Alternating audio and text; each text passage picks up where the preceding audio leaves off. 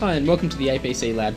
I'm Jared Speaker, APC's workshop editor, and today we'll be looking at some home network basics, in this case crimping your own network cables. There are a number of reasons why you'd want to do this. Firstly, using the right amount of cable will prevent your feet from getting tangled up in a reel of cable underneath your desk. It also allows you to repair your cables should you sever one of the ends off. But before we get started, let's have a look at the things that you'll need to get rolling. Firstly, you'll need to get a hold of some network cable. Most electronic stores will sell it by the meter, but you can also find it in 100 meter reels. You'll also need some RJ45 plugs, also available at most electronic stores in packs of 10. You'll also need a crimping tool and a pair of scissors or pliers. Once you know how much cable that you need, pull enough cable to cover the distance plus a little more from the reel. Once you have enough, cut the cable with your scissors or pliers. The old handyman rule applies here. Measure twice, cut once.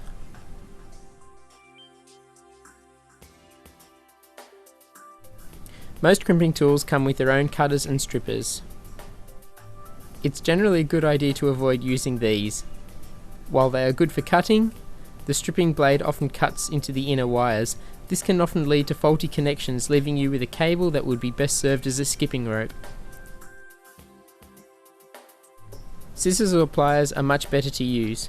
These tools give you a better chance of cutting the outer sheathing without damaging the internal wires.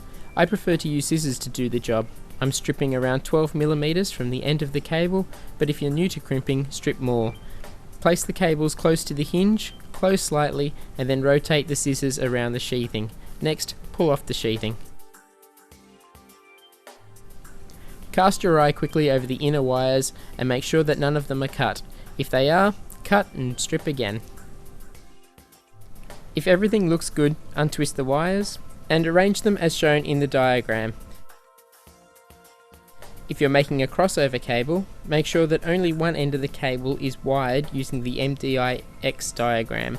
Regular pass-through cables should have MDI terminations on both ends. One trick that I always use to help keep the wires in the right order is to bend them forward and back like so. Once you have them in the right order, grab an RJ45 plug and push the wires into it. Once each wire is in its slot, check that they have remained in the right order. If you look at the side of the plug, you'll probably find that the wire closest to you may not reach under the contact pin of the bottom of the plug. To ensure that all of the wires will contact their pins, pull the cable out of the plug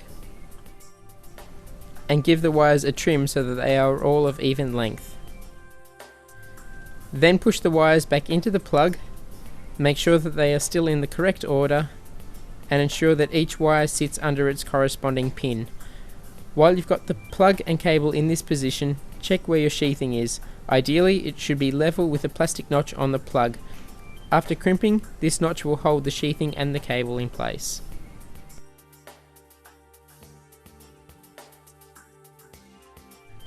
Next, insert the RJ45 and cable into your crimping tool and squeeze the handles together.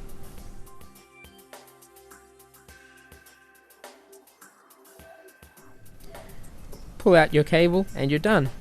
Repeat the process on the other end of the cable and then it's time to test. If you don't have a cable tester handy, the quick and dirty way to test is to plug one end in the back of your notebook and the other end into your network router, switch or hub. If a link light on your router, switch or hub turns on, you've got a link.